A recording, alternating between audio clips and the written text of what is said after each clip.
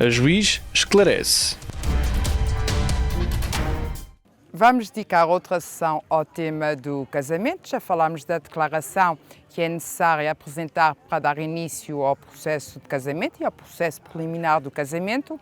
Queria dizer relativamente a essa declaração que ela também pode ser apresentada não apenas pelos nubentes pessoalmente, como também por procurador com poderes especiais.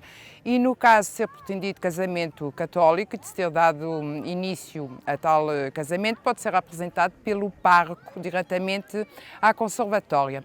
Também poderá ser apresentado tal pedido nos casos de casamento civil sob a forma religiosa pelo ministro do culto ou da comunidade religiosa radicada em Portugal. Iremos ver noutra sessão quais são os requisitos para que esse casamento possa ter lugar, mas o que eu queria aqui focar é que a declaração para dar início ao processo de casamento também pode ser apresentada pelo ministro do culto respectivo.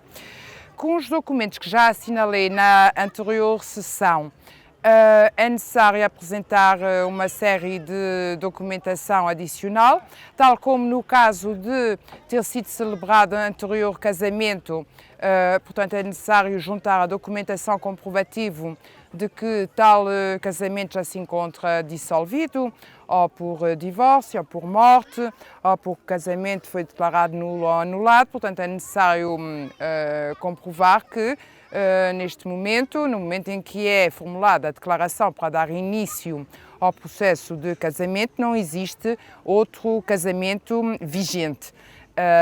Portanto, que a pessoa, cujo nenhum dos nubentes se encontra ainda casado.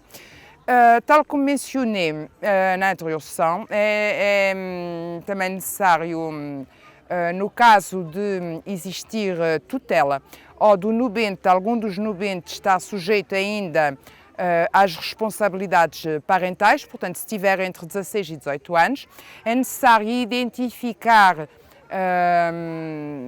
por documentos os pais ou o tutor, a residência, portanto, são necessários todos os dados e elementos identificativos dessas pessoas.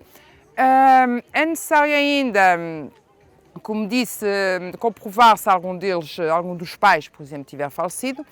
E, no caso de estrangeiro, a tal declaração de que já falei, em como não existe impedimento no país de origem, deverá ser apresentada e deverá ter tem uma validade de 6 meses se outro prazo não for fixado no país de origem.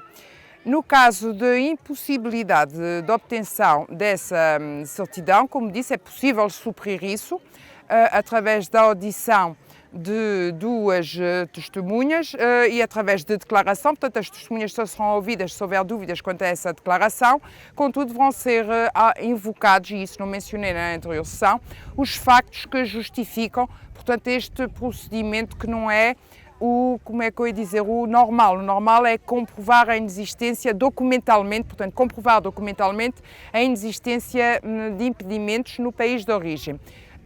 Só excepcionalmente, no caso não ser possível a apresentação de tal documento, é que poderá haver lugar a esta declaração do nubente, no sentido de não existir tal impedimento e, no caso de dúvida, serem ouvidas as tais testemunhas.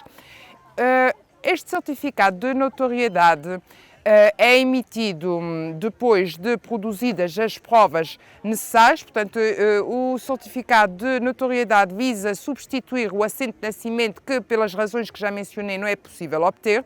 Poderá haver lugar a diligências de prova, no sentido de suprir, portanto, os dados que faltam em relação ao nascimento do nubente, portanto, os dados todos que constam normalmente de um assento de nascimento poderão ser objeto de prova, de forma que, para efeitos de casamento exclusivamente e não para quaisquer outros efeitos, portanto, o conservador possa emitir esse certificado de forma a não impedir que, por impossibilidade de obtenção do documento original, portanto, do assento de nascimento, seja impossibilitada a realização do casamento. É isso que esse documento visa suprir.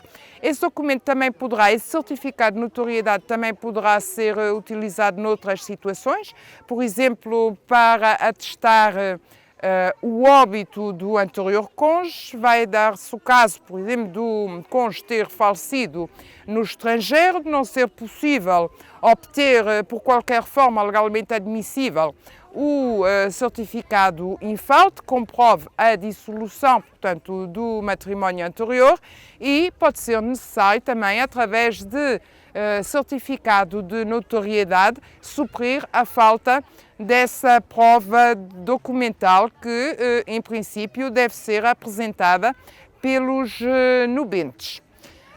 Relativamente a este certificado de notoriedade, tem em causa uma prova sumária que compete, portanto, ao conservador, que, por fim, suprirá ou não a falta do assento, portanto, dependerá da prova que for produzida e da convicção que se forme relativamente aos elementos em falta e que deveriam ser comprovados pela forma que eu indiquei.